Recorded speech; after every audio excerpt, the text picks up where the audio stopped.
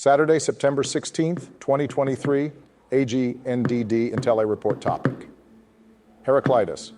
Please pardon any visual and informational inaccuracies in this entirely AI-generated Wikipedia-sourced video article. Heraclitus, an ancient Greek philosopher known for his work on papyrus, left behind over 100 fragments of his ideas, offering insight into his thoughts on the concept of the Logos. Heraclitus was an ancient Greek philosopher from Ephesus, a city in Asia Minor, modern-day Turkey.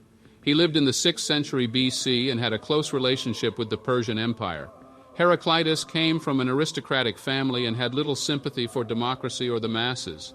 He was self-taught and criticized popular religion and other philosophers of his time. Heraclitus is believed to have lived around 504, 501 BC, based on references to his contemporaries. Heraclitus, an ancient Greek philosopher, is known for his work on papyrus, which has not survived. However, over 100 fragments of his work are preserved in quotations by other authors. The title of his work is unknown, but it is often referred to as On Nature. The book was said to be deposited in the Artemision, one of the 7 wonders of the ancient world. The work was divided into 3 parts, the universe, politics, and theology. Although this division is debated among scholars, the existing fragments provide some insight into Heraclitus' ideas, particularly regarding the concept of the Logos.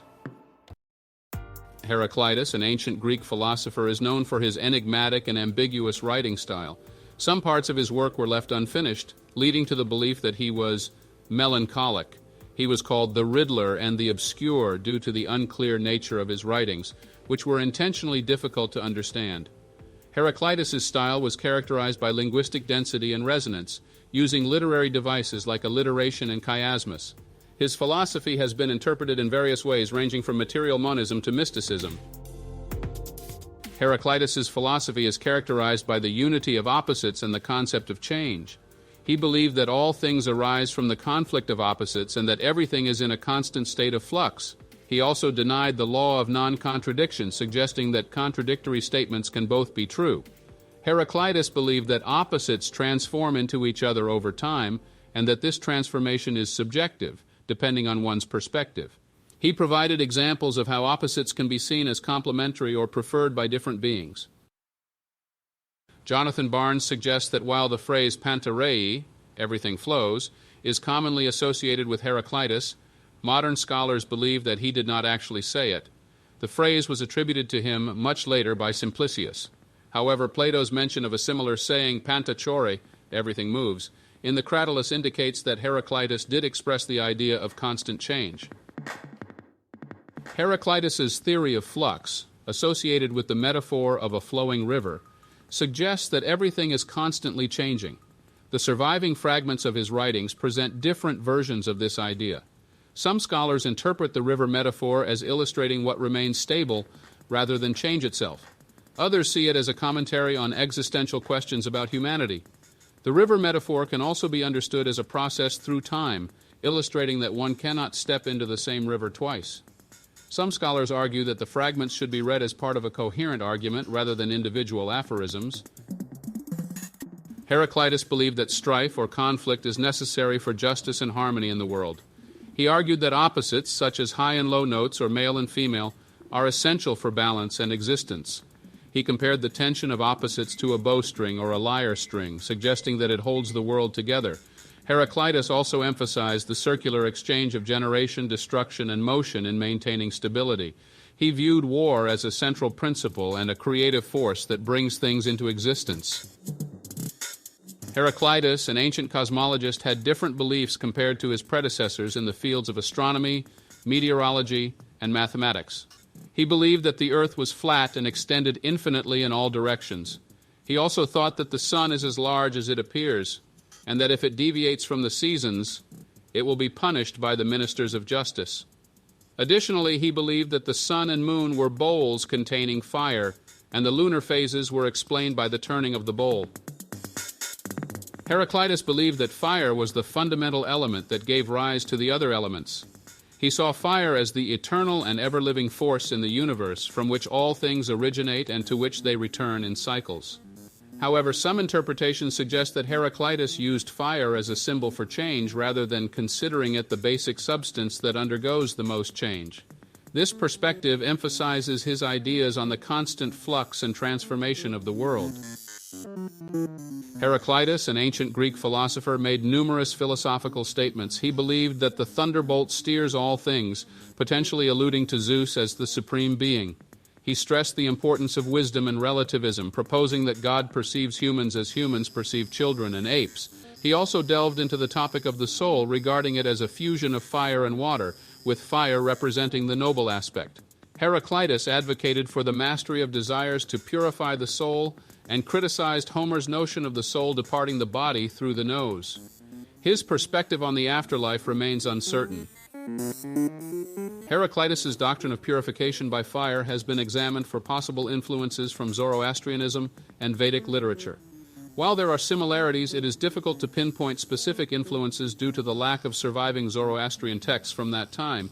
Some philosophers have also suggested Egyptian or Greek mystery cult influences on Heraclitus. However, it is unclear whether Heraclitus condemned the mysteries themselves or just their abuses. Overall, the exact sources of inspiration for Heraclitus's doctrine remain uncertain. Heraclitus believed in the concept of logos, which had various meanings in ancient Greek. It could refer to word, speech, discourse, meaning, or even a universal law that connects the rational structure of the world. Some scholars argue that Heraclitus used logos in multiple senses, while others believe it was used similarly to how contemporaneous Greek speakers used it. Logos was seen as a link between rational discourse and the cosmos. It could also be interpreted as a public fact, truth, or sense. The phrase ethos anthropoi daimon by Heraclitus has different interpretations. It could mean that one's character determines their fate or that one's character is their guardian divinity. The translation of daimon as fate is debated, and some scholars support the idea that one's character acts as their guiding force, rather than being influenced by external factors like a guardian angel. Heraclitus' statement suggests that time and power are comparable to a child playing a game of drafts. The interpretation of this statement is debated, with some suggesting that it implies that life and time are governed by rules, others proposing that they are shaped by conflicts, and still others arguing that they are subject to the unpredictable whims of the gods, similar to how a child plays. According to Diogenes Laertius, Heraclitus, a Greek philosopher, died covered in dung after being unable to cure himself from dropsy. This ironic death may be seen as a mockery of his belief that it is detrimental for souls to become water, and that a dry soul is preferable. Heraclitus, an ancient Greek philosopher, has had a significant impact on Western philosophy, particularly on Plato and Aristotle. His ideas have also been linked to understanding ancient Greek religion. Additionally, his influence can be seen in various fields such as art, literature, and medicine, as evidenced by the presence of Heraclitean themes in the writings of the Hippocratic corpus. The surviving fragments of other pre-Socratic philosophers, such as Diogenes of Apollonia, exhibit themes similar to those of Heraclitus. Diogenes believed that the interaction between two things implied that they were composed of the same substance. It is uncertain if Heraclitus had any students, but Diogenes Laertius claims he did, and that his book gained followers called Heracliteans. One of them, Antisthenes, wrote a commentary on Heraclitus. Plato presented Cratylus as a Heraclitean in his dialogue, believing that names should naturally apply to objects. Aristotle stated that Cratylus went further, claiming one cannot step into the same river twice. Cratylus may have believed in skepticism due to the constant change in the world. Parmenides of Elea and Heraclitus were philosophers who proposed contrasting doctrines. Parmenides believed in changelessness, while Heraclitus believed in flux. It is unclear whether they directly influenced each other or were influenced by other philosophers. Parmenides' followers, known as Eleatic philosophers, included Zeno and Melissus.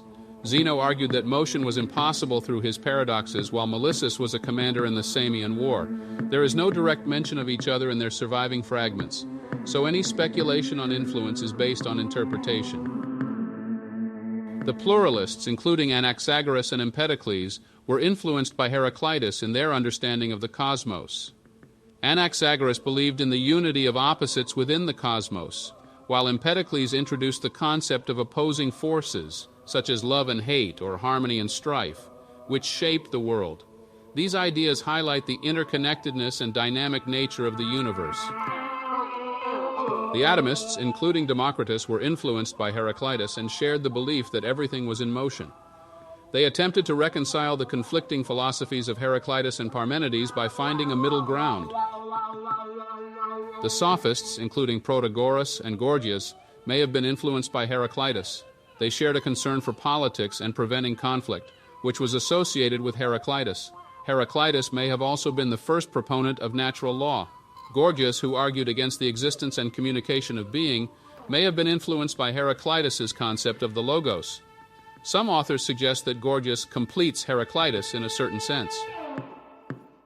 Plato, a renowned philosopher, attempted to reconcile the ideas of Heraclitus and Parmenides.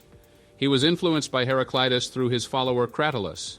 Plato believed that Heraclitus's view of the constant change in the physical world made knowledge impossible. To address this, Plato introduced the concept of imperceptible forms as objects of knowledge. Plato's synthesis of these ideas had a significant impact on subsequent Western philosophy. Aristotle criticized Heraclitus for rejecting the law of non-contradiction, which he believed undermined his logical reasoning. However, Aristotle's interpretation of Heraclitus as a material monist and his belief in a world conflagration also had an impact on the Stoics. The Cynics were influenced by Heraclitus and believed that several of the later Cynic epistles were written by him. Heraclitus condemned the mystery cults, which the Cynics also opposed. One of Heraclitus's famous quotes, "Dogs bark at everyone they do not know," resonated with the Cynics. Diogenes the Cynic, when asked why he considered himself a dog, replied that he barks at those who do not give him anything. The Pyrrhonists were influenced by Heraclitus and his philosophy of opposites. Anicedemus believed that Pyrrhonism was a way to understand Heraclitus's view that opposites can be true about the same thing. However, Sextus Empiricus disagreed, stating that this understanding is not exclusive to Pyrrhonists but applies to all philosophers and humans in general. The Stoics believed that their philosophy was influenced by Heraclitus, particularly his concept of logos. They saw logos as the rational law that governs the universe.